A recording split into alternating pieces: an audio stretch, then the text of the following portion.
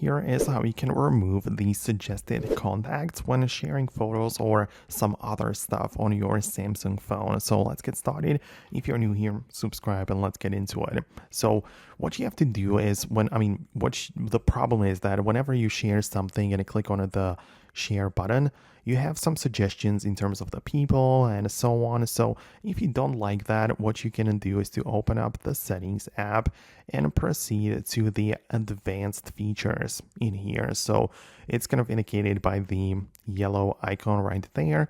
And you can see that we have things like suggestions, the smart suggestions, but below we have show contacts when sharing content. And when you turn that off, it's going to basically allow you to click on a share every time you want, and it's not going to share or show any people in here. So you can see that I don't have any like person stored in it there, and it's kind of like not showing the people when I'm sharing. So that is the thing which you probably wanted to do.